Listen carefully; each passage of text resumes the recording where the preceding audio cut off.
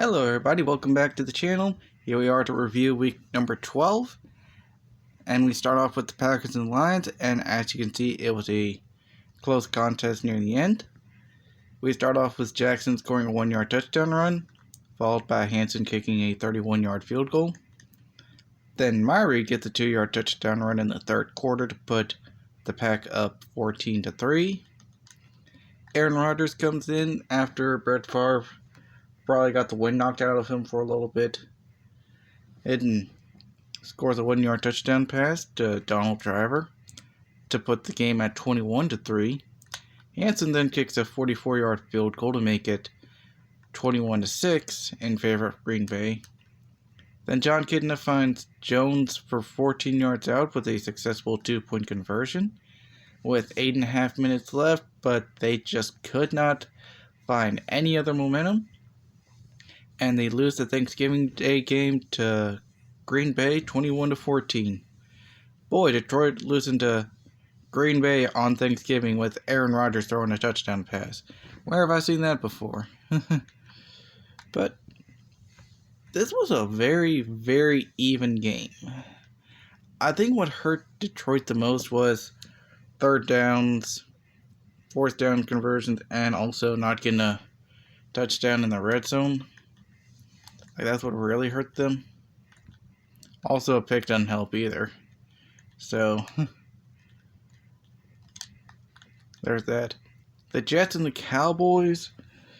The Cowboys kind of didn't need this win, considering they're out of the division.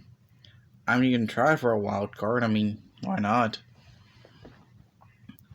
But we had Mike Nugent kicking a 29-yard field goal, and then we had Washington get a 2-yard touchdown run for the Jets for them to be up 10-0. But then Julius Jones gets a 1-yard touchdown run to make it 10-7 in favor of the Jets. Then Martin Gramatica kicks a field goal to make the score 10-9. Then Mike Nugent gets a 45-yard field goal to make it 13-9. Then he kicks another one, score is 16. Well, actually, the score was tied up at 10 apiece, and now we have it being 16-10, 16-13 in favor of the Jets heading into halftime, with one more field goal by Gramatica with a minute and a half left in the half. Start of the third quarter, Tony Romo finds Troy Glenn from 7 yards out. Marion Barber gets a 4-yard touchdown run, so now it's 20-16 in favor of the Cowboys. No, wait, 30-16. No, wait. It's 27-16 in favor of the Cowboys. Sorry, it's 11:30 at night. My brain's just not wanting to work half the time. But then we got Washington getting another touchdown run from 1 yard out. They go for 2 but fail. But then Miller gets a 56-yard punt return, and this time they're successful on the 2-point conversion. So it's now 30-27 in favor of the Jets. But later on in the game, Tony Romo finds Troy Glenn for 73 yards out, gets the extra point, and the Cowboys beat the Jets, in which the Jets decided to more imitate the late 2010s, early 2020s Falcons and choking. I mean, yardage-wise, it's a close game. What really failed the Jets, though, was fourth down conversions and also not scoring a touchdown. Speaking of the Falcons, they got the primetime game against the Colts. And boy, Indianapolis jumped out to a huge lead. We start off with Peyton Manning finding Marvin Harrison Sr. for a 35-yard touchdown pass. Then Adam Vinatieri nails 2 field goals to go ahead and be up 13-0 heading into the second quarter.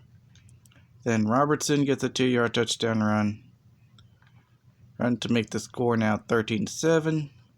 Peyton Manning finds Dallas Clark making the score 20-7. Billy Cundiff with 11 seconds left in the half makes the score 20-10 heading into the half. Then Roddy White gets a 14-yard touchdown pass from Joey Harrington from 14 yards out. So the score is now 17-20. But Henry gets a 3-yard touchdown run, makes the score 27-17. Billy Cundiff kicks a field goal just for the Falcons to at least get some points. I'm guessing they tried an onside kick, failed. And Indianapolis walks away with a close win. Their defense really stepped up, especially on third down. And, it probably did help Indy a bit that Joey Harrington played most of the game. Michael Vick got hurt early on. Gary Collins must have gotten hurt as well. And Joey Harrington actually got some positive rushing yards, It's a little shocking to see, but what's not shocking to see is Buffalo being now 0-11. Although they did get the first point of the game with a 4-yard touchdown run by Wright, so they had the lead. But then everything started going downhill. Jones with a 4-yard touchdown run. Then you have David Garrard connecting with Walker from 1 yard out. Maurice Jones-Drew, probably the greatest running back in Jaguars history, with a 3-yard touchdown run. And then David Garrard finds Wiggins for a 2-yard touchdown pass. And Josh Goby with a 27-yard field goal to just basically dominate Buffalo. Like Jacksonville was all elite in this game. 429 yards, 26 first downs, 10 for 17 on third down. They even made a fourth down conversion. Sure, they missed a red zone attempt, but when you score 4 touchdowns in the red zone and a field goal, you're doing pretty good still, But yeah, this was the game that Jacksonville fans have wanted to see. And stat-wise, yeah, they're still terrible, but a 2-game winning streak, that's something that you are proud to see out of your team. Especially a performance like this, where it's like you have great offensive stats all around.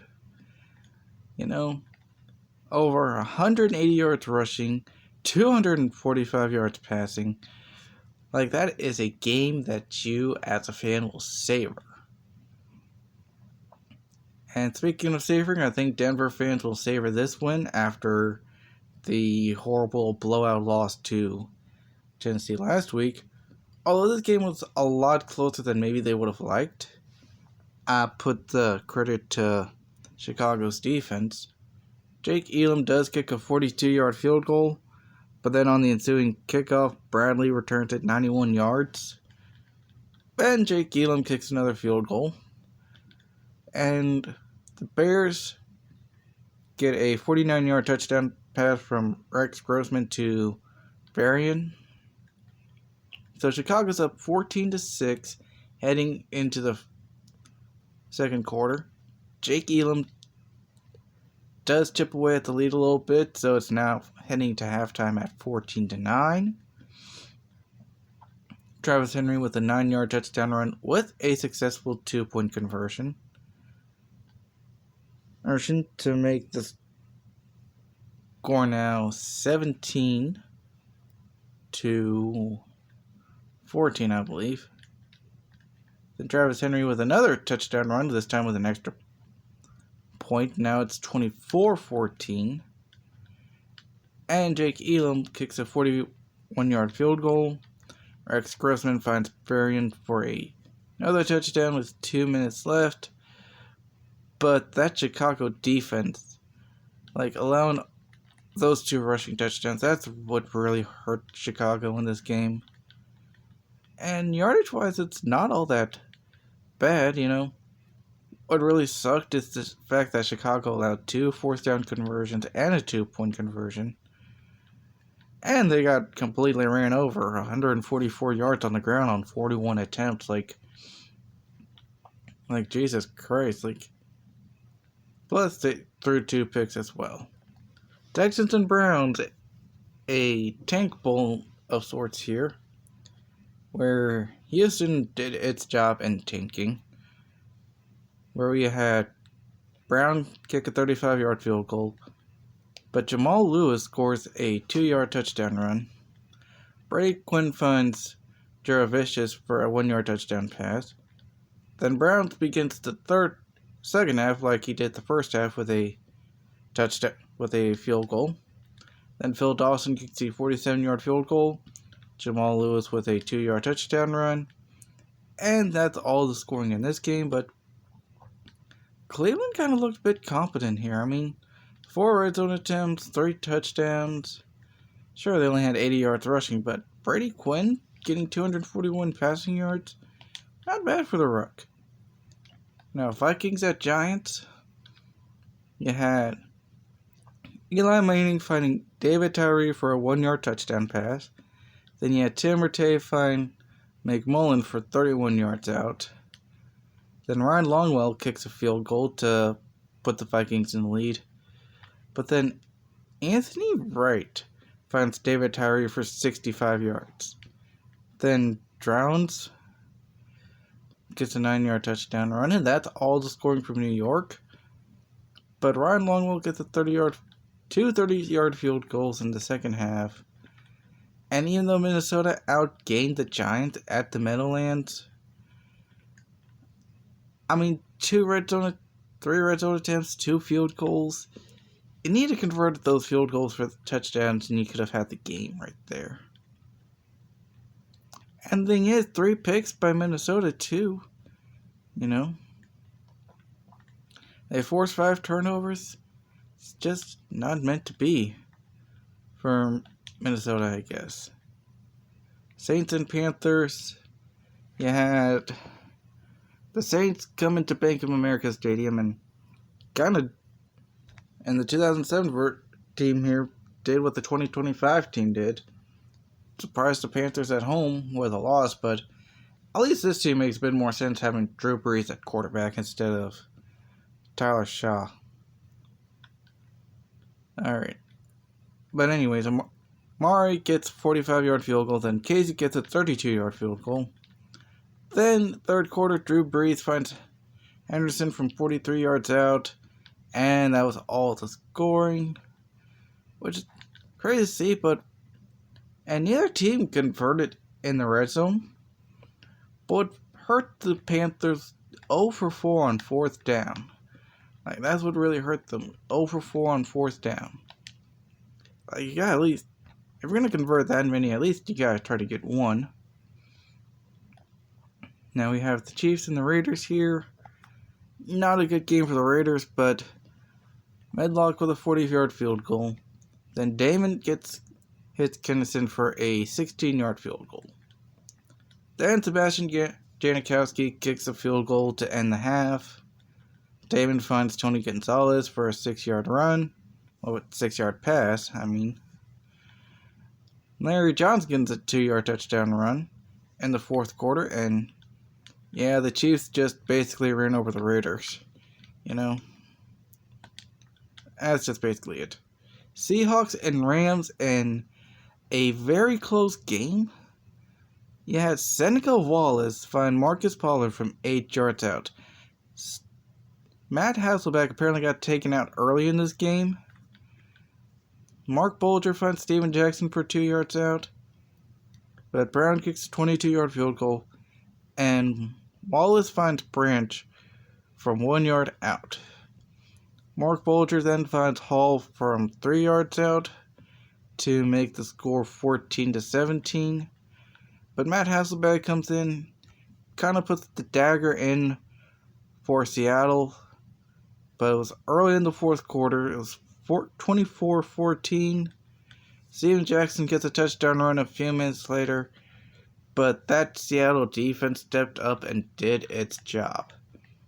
And honestly, with Sieneka's performance, I hear they just re-signed him long-term because Yeah, 7 for 11, 45 yards, but if you're able to keep a team in the game that well, then of course you deserve a contract extension. Titans and Bengals, yeah, I mean, no shocker here that with me doing that well.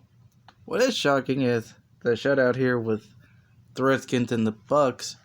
What's even more shocking is all the scoring happened in the second half. You had Matt Bryan with his 28-yard field goal, then B.J. Askew with a 1-yard touchdown run, then you had Gradkowski with a 41-yard touchdown pass to Joey Galloway, then you had Cadillac Williams with a 5-yard touchdown run, and that was all the scoring. I mean, Tampa Bay just turned on the offense in the second quarter and held Washington to under 200 yards. You know, this is going to impact the wild card race a lot. And Arizona deciding now late in the year to win the game. Start winning games. Like, you're picking now to start winning games instead of early in the year. But I guess they know they're in the lock for the second overall pick, so you got Joe Nedney with a 38-yard field goal. Matt Leinart finding Johnson from 10 yards out. And he finds Anquan Bolden from 7 yards out. Joe Nedney kicks another field goal, but then Neil Rackers responds with one of his own. Alex Smith finds Jackson from 4 yards out with a successful 2-point conversion. But Neil Rackers and Larry Fitzgerald and Matt Leinart put any stop to that. And I mean, I understand, 16 seconds left, Alex Smith finds Kellen Winslow for the touchdown, but 16 seconds left, you could have gone for 2. Could have gone it, kicked an onside kick and tried for a Hail Mary. But it looks like San Francisco just gave up in that game near the end. That's not something you want to do if you're trying to go for the playoffs here. 3 more games for this week. We got Ravens and Chargers. Steve McNair finds Bryant from 1 yard out. Then we have Phillip Rivers find Kevin Osgood from 3 yards out. And then LT from 16 yards out. And then Nate Kading kicks a 43-yard field goal. So Chargers are up 17-7 heading into the half. And then Baltimore just decides to turn up the volume a bit. Steve McNair finds Willis McGahee from 12 yards out. Finds Bryan again, this time 8 yards out. Marcus Clayton from 1 yard out. But Michael Turner does score a 53-yard touchdown run. They go for 2. They fail. So they only have 23 points. After which then you're now down 23-28. Like, you could have been down 24-28. I can understand, though, trying to be down 25-28 early on. But then Steve McNair finds Derek Mason for, like, the 50th time in their careers. Here's for a 15-yard touchdown pass. Nate Kading kicks a 40-yard field goal. Matt Stover kicks a 35-yard field goal. And Phillip Rivers, with 30 seconds left, finds Antonio Gates from 5 yards out to have the final score be 38-33 in a shootout. Although a lot of you look at Baltimore's yards though, like a lot of that offense came from the third quarter. And the thing is, like, they didn't get any interceptions. They only forced 1 turnover. So, yeah, just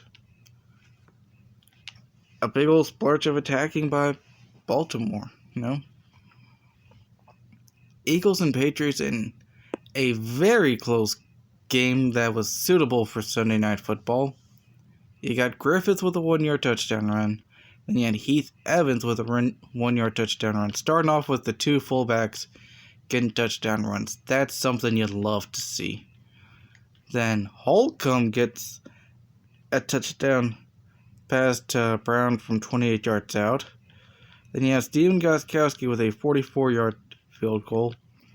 And then a 29-yard field goal in the third quarter. But that's all the scoring you get. And Philadelphia's defense almost allowing 300 yards, but holds on. And, yeah.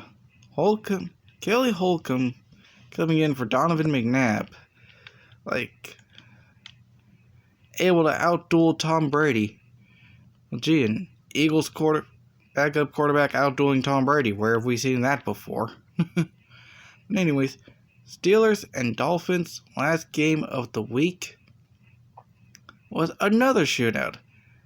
And just this touchdown alone from Dante Culpepper to Lorenzo Booker, already in more points than their Mud Bowl matchup in real life. But then you got Big Ben finding Willie Parker from 8 yards out. And then Nate Washington with a 70-yard punt return touchdown to put them up 14-7.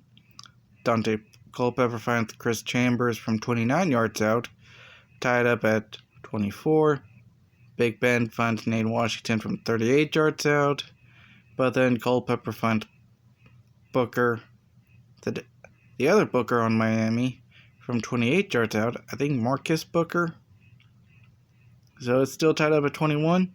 Jay Feely kicks a 32-yard field goal. But then Big Ben finds Reed from 23 yards out in a very high offensive shootout to win the game 28-24.